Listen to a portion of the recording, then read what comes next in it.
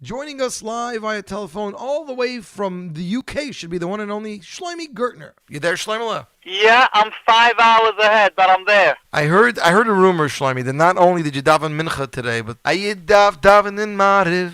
I've just finished davening Marav and Mincha together. What we do is we daven Mincha, there's enough time, just about time to sing the song Mincha, and then it's Marav about like 8 minutes later. So what you're saying is that people in London do know about Mincha. It's not a surprise for them. Yeah, it was interesting. I davened for the Omid. No one went to the Omid, so the Olim said, Gertner, go daven Mincha. So I daven. I told him I'm not looking to advertise my album here. I just want to daven, don't want to daven Mincha. But at the Bima was the person who sells the CDs. He said after Mincha, whoever hasn't bought Mincha yet could come to my store. I don't know. It sounds like a PR stunt to me, Shloime. No way. Never PR stunt with Rochnias. When you daven to Hashem, you got to daven, not PR anything. But maybe the outcome was PR. I don't know. I hear. So we're talking to Shloime Gertner all the way from London. His new album Mincha hit stores just a few weeks ago, arranged masterfully by Mona Rosenblum, Gershie Moskowitz production. I gotta ask you, with all the amazing songs on this album, in the Shama you've released previously, you have Hayom Ta'am Tseinu, which people are loving, Kayim, which I told you I love, and then Shloyo Sani Goy. Why name the album Mincha? I would have named the album Shloyo Sani Goy. I tell you, there were many various names on this album. We chose Mincha simply for the same reason I actually purchased the song. When I heard the song initially, I liked the message of the song more than the actual song. Once the production was finished and Mona added on his touch and and the whole intro, he twisted the song to another level. Mm-hmm. But what I liked about the song was the message. And it's based on a Chofetz Chaim who, when he finished his sefer on Shmiras Halosha, he said, if one person will not speak Lashon Hara because of this sefer, it was worth all the effort, all the time, and all the money, everything that he put in. And that is on a Rochnias thing. Here we're talking a name of an album that could give such a strong message for people that are stuck in work. Like myself, sometimes I find myself in the winter dealing with customers and it's 4 o'clock and we need to go daven Mincha. And you got to tell the customers, I'm sorry, that message, it appealed to me very much. And I felt if I could give a message in a name and got an original name as well, no one's ever called an album in that type of manner. So you're definitely right about that. Yeah. So Shloime, tell me, who is Mendel Roth? I'm not sure I've even heard of this composer. Mendel Roth, who did Mincha, he's a Rebbe Shainikol from Shomer Emunim. He plays the guitar. He does a lot of kirov, doing kumsitzen for Bocherim, and he's got an amazing heart for music, and he's a composer himself. And I heard the song first time. A friend of mine, Avrumi Berkowitz in London, he's very involved in the music industry. He's just got a lot of passion for music, and he hears this song and he tells me, wow, listen to this. And from the first second I told him, whatever you do, just try and get me that song. Mm-hmm. And he delivered, and then Mona delivered the arrangements, and the rest is all, it's history. It's an amazing, it's like a whole era. It's the Mincha era, I call it. Especially this week, Parsha, we have Vayetze Yitzchak Losiach Basode. It's all in this week. It's really, it's the moment, as they say. Well, that's why we picked this week to interview. We didn't want to wait, till it was a different week. We wanted to do the week of Mincha. Exactly. We'll do next week another one if you wish. But you should know, Yossi, talking to you is just amazing because you're so involved in music. We've probably, the first interview you've ever done was how many years ago? Probably 10, 12 years ago? Yeah, about 10, 11 years ago. And it's just amazing to be in contact with you for so many years and to nourish so much of your musical talent as well and ideas of everything. It's really a big thank you to you, and once again, hello to all your listeners. I got to tell you, Shloime, I think we were your first photo shoot back in the day. Yeah. Remember the photo shoot in the park? Right. Oh, yes. The park, the furniture store. In a furniture store. Yeah. Oh, yeah. Yeah. So, Shloime, that was before Nissim came out. It was right before Nissim came out, yeah. Yeah. Actually, right now we have listeners in Israel, in Canada, in Belgium, and in London tuned in from across the globe as well as across the United States. I wanted to ask you, I was reading a little bit about your background. I didn't realize you and Mona went back almost to MBD days. Yeah. It was those days. It was those peak days when music was, it had a whole nother meaning, music. There was no, it was tape still going on. There were the first song of the second side of the cassette. There was, it had a whole meaning. It was the the MBD, those days where we were waiting in yeshiva for that CD. I'm sure these days we also have it, but it's totally different. The market is so much wider these days. In those days, there weren't that many singers. MBD, Avram Fried, we had a few Miamis. It was already Yigal Salik stopped his albums. Mm-hmm. It was very few, and I remember that excitement. And a friend of mine invited me to studio to be part of the choir in an MBD album. It just meant so much to me. And I bumped into Mona at that time. And even once we got to studio, there were so many bochum. There were like 40, 50 bochum trying to be involved in the choir to sing. And Mona was looking for a way to minimize the choir, and he started saying to everyone, sing, you stay, sing, you go out, sing, you stay, and so on till there were 10 people left. And when it came to my turn to sing and he told me stay, it was like, wow, it was like this judge is telling you could stay here. It meant the world. Right. And ever since, I remember going back to yeshiva and telling my friend Shloime Gertner, who we learned together in yeshiva, telling him, you won't believe I was just in studio singing here and here, and I knew his passion for music as well. The next time I invited him, I was already a guest who was inviting another guest. Wow.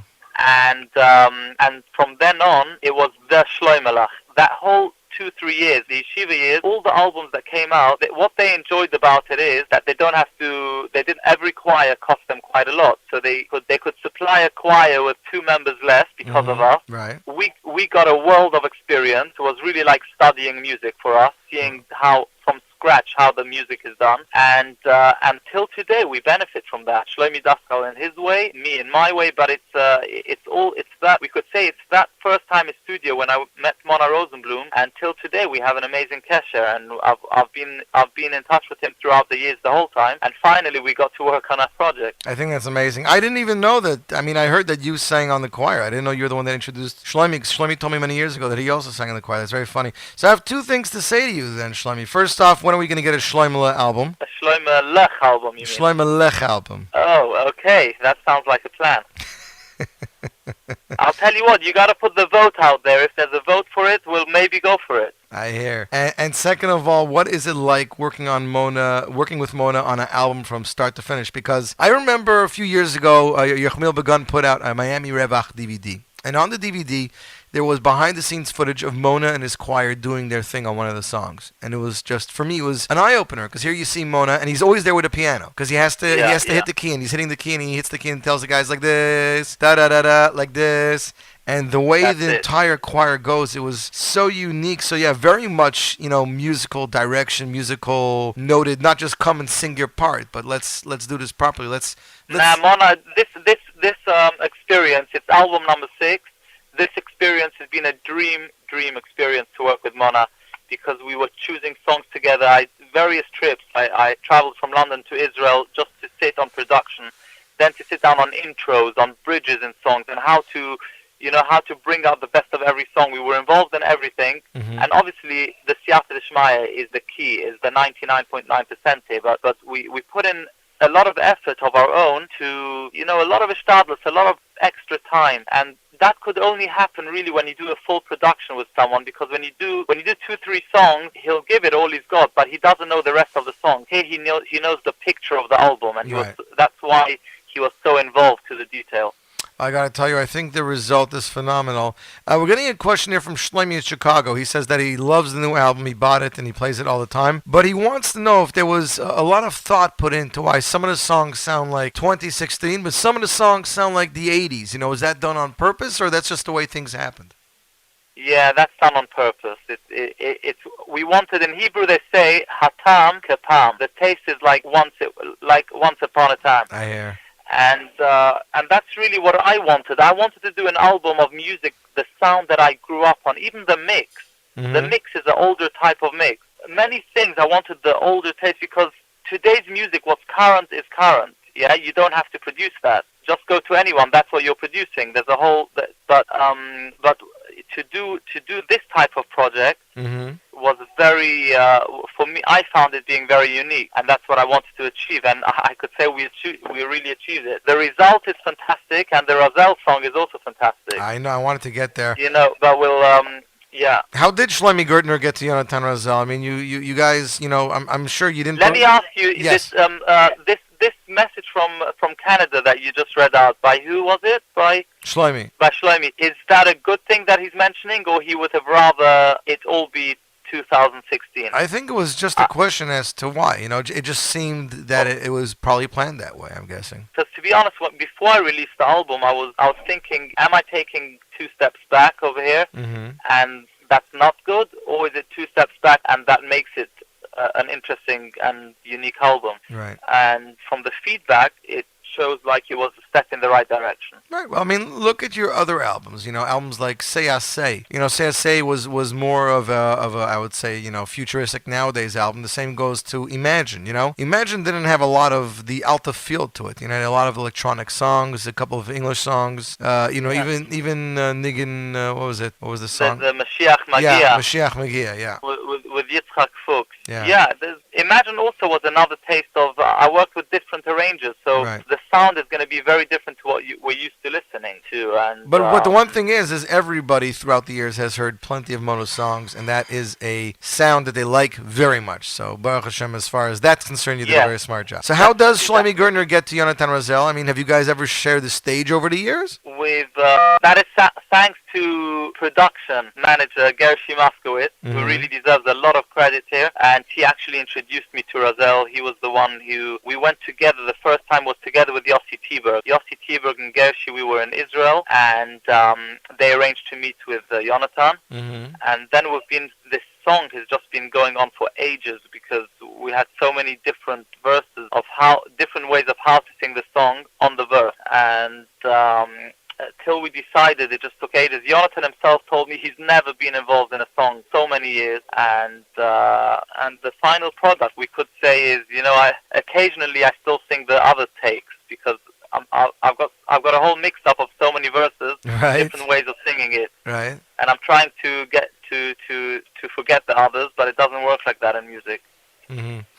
Was it an easy decision to decide having him join on the song, or did it start off as being just you doing the song without Yonatan? No, it wasn't the plan, but I just told him always it would be an honor if we could duet on this song, and in the last minute it happened. It was the last song that was recorded on the album. Wow. It was the last vocal that was sung, and all in the last minute. It was, I said it pays to delay the album to bring out this song. I definitely agree with you. That was the first single, as far as I remember, being released during a Seres Yemei Tshuva. Shloime Gertner with us via telephone, talking about his brand new album, Mincha. Shloime, you've been known to have a great connection to Yossi Green through Gershie Moskowitz since day one. But you've had many great slow songs, including the song for your daughter and many others. So I was surprised where the 2 Yossi Green songs on this album, they're not slow. They're both quick. Yeah, it's interesting. It's really what I find on this album. A lot of you hope for something for a certain. You picture the album a certain way, but it doesn't always work according to how you worked in the previous albums. Right. And it's a total fresh way of thinking, totally open-minded. I told Mona, I told him I surrender.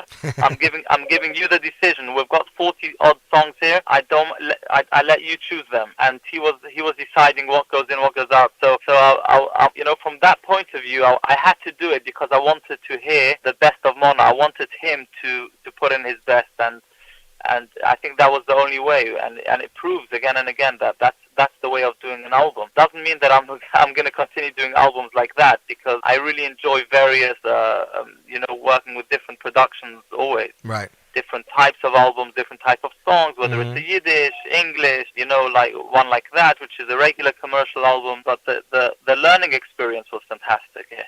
I got to tell you, the one thing that put a smile on my face when I got the albums last week, I'm looking at the back cover. Shloime Gertner, hit 1, hit 2, hit 3, hit 4, hit 5. So Shloime doesn't consider his songs or tracks. No, it's hit 1 through 14. No, they are pure hits, one by one. I thought that was very cool.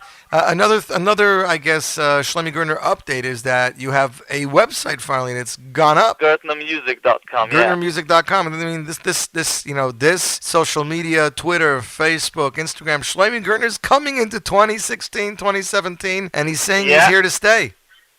Thanks to Yossi Zweig. Yeah, we always try. Yeah, so Shloime, tell me the truth. Did you get a pocket watch after the album was out or not? Not really, no. I decided to just look at my phone every time I need to know the time, and I actually don't wear a watch at all. I really think we need to get you a Mincha pocket watch. Okay, I really gives you think. what to think about. I'll tell you when my birthday is a little later, and we'll schmooze.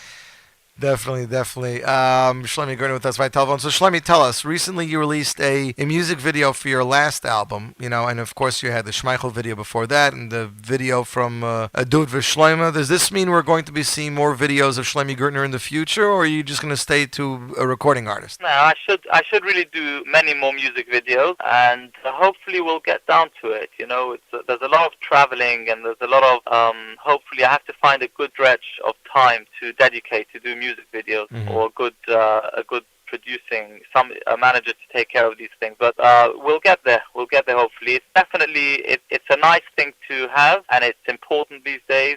The youngsters like it. They connect to the songs more. It brings out the meaning of the song. So all in all, you're a winner. With a music video, you're always a winner. And the thing I like the best, it shows Shloime Gertner's personality, which is always fun to watch on film. Yeah. I find out many things when I watch these videos. When I look back at them, I find out a lot about my personality. You're right. Interesting. So it's a good thing. Shloime, I want to wish you matzah. What do they say? A warme winter? A gitte winter? It's winter. It's Mincha. A warme Mincha. Warme Mincha. Shloime Tzlacha. If you want to reach Shloime, or if you want to book him or buy his music, GertnerMusic.com. All of his music's available digitally on iTunes, Google Play, Amazon Music. There's one thing I feel. Yes, Shloime. That I had a simcha this Motzei Shabbos, and they were asking me about the song Shlo Sani Goy. They wanted me to sing it. I said Motzei Shabbos is an Indian to say a story. There's this thing to say a little story of Tzadikim, something. So I told them the story of Shlo Sani Goy, and it really, I realized it hit me again how special the story of the song is, and what it means to the song. Please tell us. Let us hear what the story is. We have this going back 25 odd years. Rabbi Kamenetsky has a shul, and the Yid comes into the shul, and he says, and he's like hungry for Yiddishkeit, but he doesn't know much. And this is a story that Mona is reading, and the story goes on, and Rabbi Kamenetsky goes up to him, "What can I do for you?" And they get to talk, and he says he doesn't know nothing about Yiddishkeit. He asks him, "Shema Yisrael, Hashem Elokeinu." He says, "Niet," in Russian. He doesn't know anything. After a while, he says, "There's one pasuk that I know, and that is Tachas Hashelo Evadato Hashem Elokeinu b'simcha v'toiv levav merov koil." So Rav Kamenetsky says such a complicated pasuk with such simplicity, just wow, out like that, and Shema Yisrael, you don't know. So he says when he was in the camp, there was a Yid over there, the Germans particularly liked to bully him more than the others, and they would send him from one end of the camp to the other with heavy stones, and every time he would walk past, he would say, "Tachas Hashelo Evadato Hashem Elokeinu b'simcha," because we didn't daven and pray to Hashem with simcha and be b'simcha always. That's why this is happening. Right. That's how. So he said he heard this pasuk from this man a few thousand times during the camp. So Rav Kamenetsky asked him what was the name of this Yid. So they said they called him the Rebbe of Kloisenburger Rebbe. Wow. Amazing story. Mona hears the story. He goes into the inspiration, the moment, writes a song on Tachas Hashelo Evadato Hashem Elokeinu b'simcha. And he writes that song. After a while, he's like all hyped and happy about that song. Somebody tells him to pass nicht, to do a song on the Teuchecha, a pasuk of the Teuchecha, rather not. Right. So he took the song, put it away, put it in his drawer, where he's got a few thousand more songs there. But it's always been bugging him that it's such a good song, and he's not making use of it. About 15 years ago, he went with a survivor, with a group, and with a Biana Rebbe, I think it was, to one of the camps, and the survivor is telling him the following story. It was before Yom Tov, and in this camp there were 180 flights, a very narrow staircase, 180 flights of stairs, where the Germans used to send up people with heavy stones, and once Erev Yom Tov, it was roll call time, they threw down a Yid those stairs, and that was the end of him. And this survivor says the Kloisenburger Rebbe was there near him, and he said to the Rebbe, are we going to say Ata v'chartonim v'kaloramim this Yom Tov?